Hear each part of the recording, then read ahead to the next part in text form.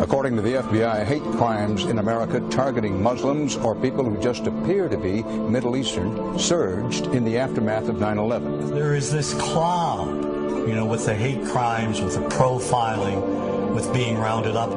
Again, I think this illustrates the power of film, that in spite of the reality, in spite of the material that we know to be true, we still embrace the mythology.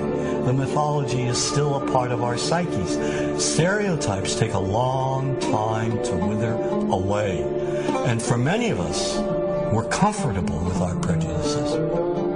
We don't want to change. We've grown accustomed to this face.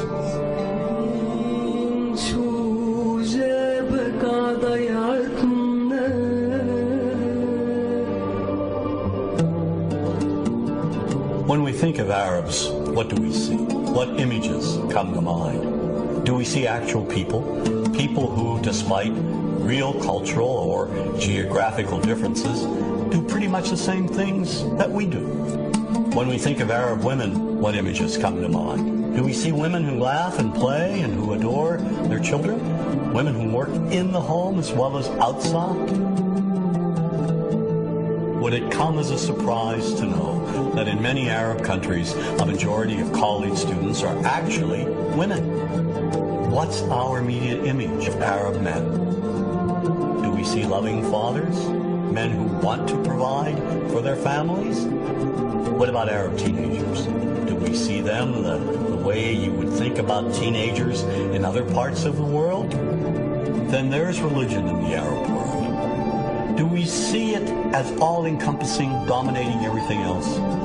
Do we know that even though faith plays a huge role in the Arab world, just as it does here in the United States, that it's also true that much of the Arab world is quite secular?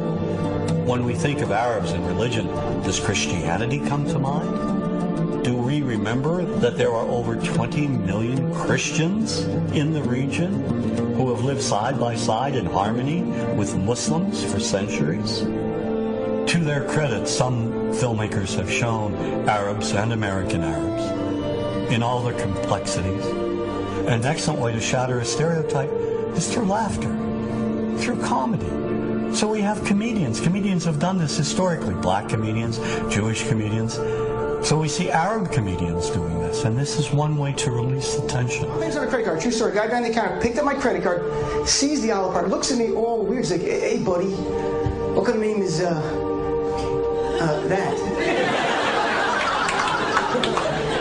I'm like, well, sir, it's an Arabic name. He goes, what does this mean? So I'm like, well, translate it to English? It means peaceful, friendly Arab? But he's not happy because, what Arab country is your family from? So I tried the most peaceful, popular one that he would like. So I'm like, we're from the same Arab country that Aladdin is from. To his credit, Michael Moore in Fahrenheit 9/11 in the DVD includes a scene with this comedy coming out. My name really is Ahmed, and I can't fly anywhere. All you white people have it easy. You guys get to the airport like an hour, 2 hours before your flight. It takes me a month and a half.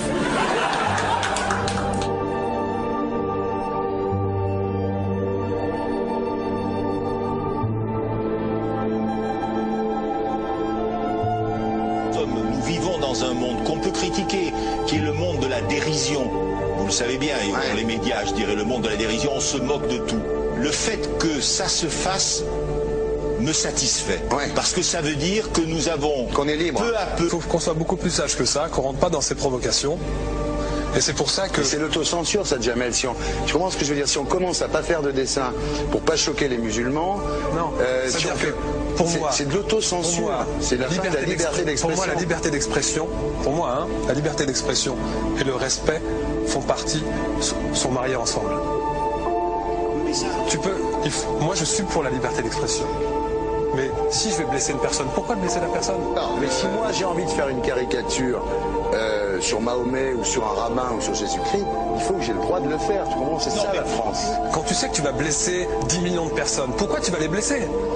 Pourquoi? C'est la liberté, c'est ça. C'est la liberté de...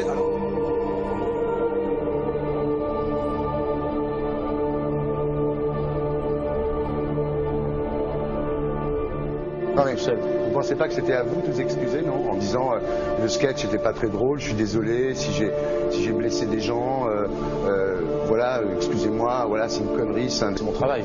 Mais vous referiez pas le même sketch quand même? Mais le spectacle que je fais reprend en grande partie les lignes de ce sketch. Mais il y a un truc que je comprends pas sur cette affaire, c'est qu'à aucun moment vous avez senti le besoin de vous excuser et que vous en avez rajouté. C'est tellement surprenant, c'est tellement inadmissible que j'en suis choqué. Voilà. Dans un pays où on peut parler, on peut s'exprimer. Et là, pourquoi tout d'un coup, sur un sujet, on ne pourrait pas s'exprimer? Vous savez bien pourquoi on ne peut pas s'exprimer. Pourquoi? Parce que dans ce pays, on a envoyé pendant la guerre des juifs dans des chambres à gaz et que ça crée un petit problème quand même. Vous voyez ce que je veux dire? Dans ce pays, on a envoyé pendant 400 ans des centaines de millions de Noirs. Il y a eu 400 ans d'esclavage. Et pourtant, ça n'a pas empêché Michel Leb de faire un sketch qui m'a fait marrer. Où il faisait un noir, et à la fin, il faisait un singe. Et en parlant des narines, en parlant des lunettes. En tout cas, lui, il n'a pas été interdit d'exercer son travail. Il a même eu la Légion d'honneur. Quelqu'un qui a toute sa famille qui a été exterminée dans un camp de concentration et qui voit quelqu'un à la télé qui dit Israël. Vous vous rendez compte? Je ne sais pas. Il y a des moments où même si on connaît les gens, même si on les a invités, on leur... Et c'est pour ça que... C'est l'autocensure, ça, Jamel. Tu comprends ce que je veux dire? Si on commence à pas faire de dessin pour pas choquer les musulmans... Non, c'est-à-dire que pour moi... C'est de l'autocensure. C'est la liberté d'expression. Pour moi, la liberté... Et là, pourquoi tout d'un coup, sur un sujet, on ne pourrait pas s'exprimer? Vous savez bien pourquoi on ne peut pas s'exprimer. Parce que dans ce pays, on a envoyé pendant la guerre des juifs dans des chambres à gaz et que... Deux poids, deux mesures. La liberté pour tout le monde. C'est-à-dire la liberté pour tout le monde. Il y a une personne comme Dieudonné qui a fait un rabbin, enfin qui a fait un colon juif, etc. Tous ces DVD ne sont plus dans les pactes. On l'empêche de venir, on l'empêche médiatiquement, on ne le voit plus.